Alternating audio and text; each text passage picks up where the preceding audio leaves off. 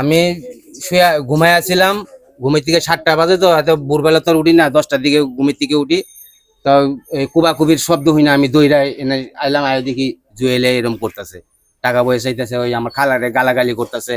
তারপরে কইতেছে তোর পোলা কই, পোলারে আইনা দিয়ে এরকম বিশ্লি ভাষা গালাগালি করতেছে। এরপরে আমার ছোট ভাইয়ের বউ হেরে শরীরের মধ্যে হাত দিল, এতটুকু আমি দেখছি। কত টাকা চাঁদা দাবি করছে? টাকার কথা আমি শুনি নাই, ওই খালা বললো 2 লাখ টাকা বলে চাইতেছে একের কাছে। আপনি এসে কি কি দেখলেন প্রথমে? আমি দেখলাম ওই গেটের মধ্যে কুবাইলো, ভিতরে ভাঙচুর করলো। তখন কি এলাকায় আশেপাশে মানুষ ছিল না? আশেপাশে এত বুড়ে তো আর মানুষ থাকে না।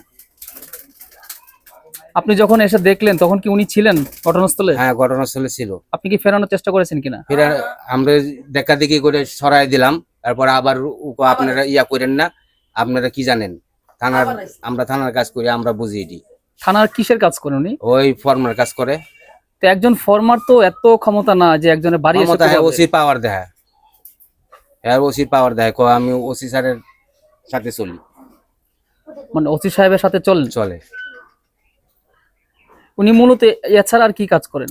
ওই যে টুকটাক ফ্রিজের কাজ করে, সিটার বাটপারি করে, আর কাম ওইটি। আর হইলো নিরহ মানুষের অত্যাচার করে, আর কাজ এইটা। মানে ফ্রিজের কাজ নাই, মানুষের দুকাবাজি দেয়, মানুষের কাজ আর দেয় না। এখন কি করেন উনি? এটা আমি দেখি নাই, কিন্তু অনেক জানি থানার কাজ করে, মানুষের কাছে ফিটিং চায়, হারে ধরে নিরহ মানুষের অত্যাচার করে, এর কাজ এইটা। ঠিক আছে।